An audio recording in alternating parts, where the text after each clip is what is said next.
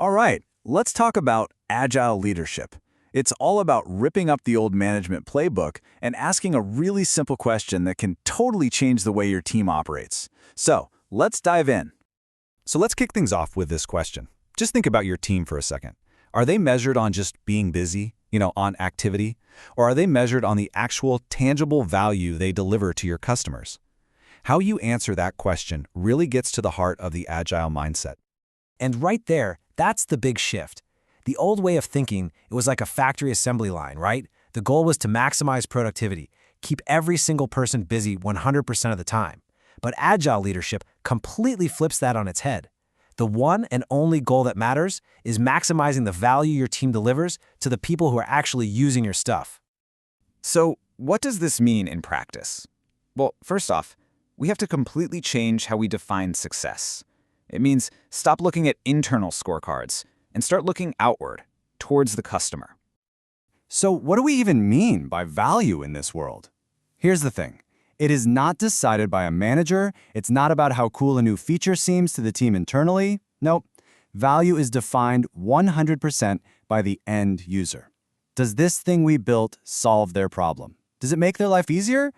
That is the only test that counts. And this line right here, this is the anchor for this entire philosophy. It's the foundation.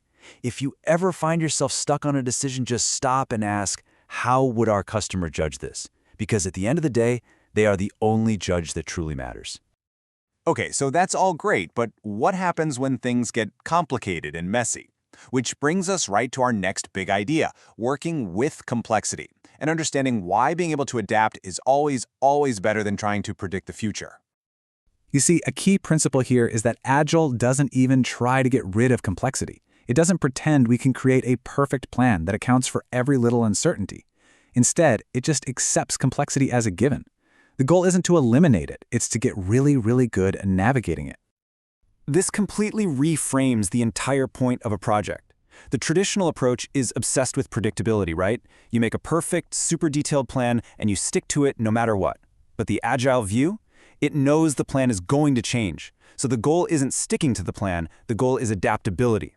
The most important question becomes, how fast can we react when we learn something new? Oh man, this one is probably my favorite mindset shift of them all.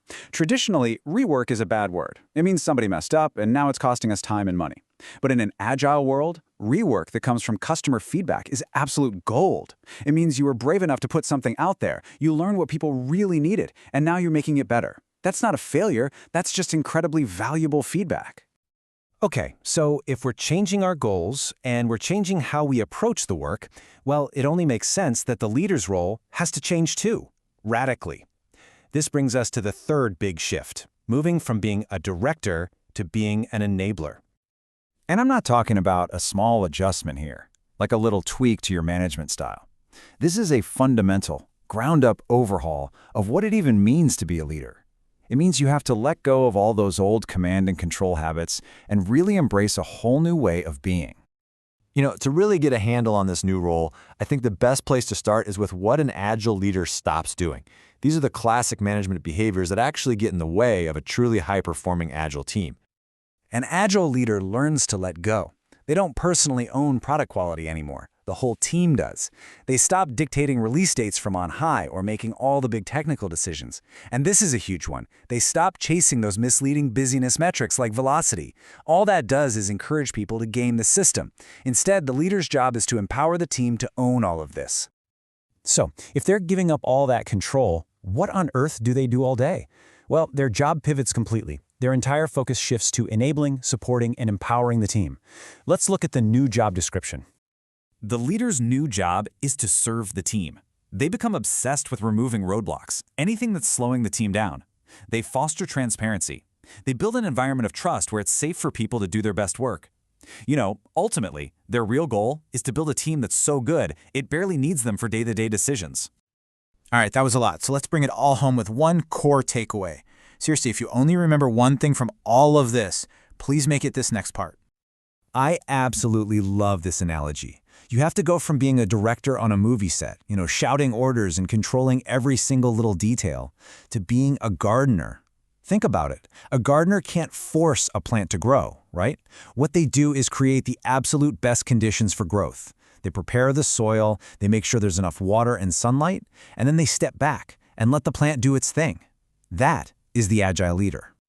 And here it is, the bottom line.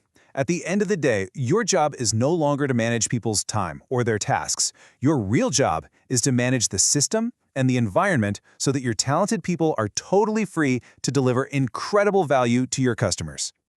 So I want to leave you with a challenge, a question to take back with you. Put on that Agile Leader hat right now and ask yourself, what is the one single impediment, the one frustrating process, the one roadblock that you can remove for your team today?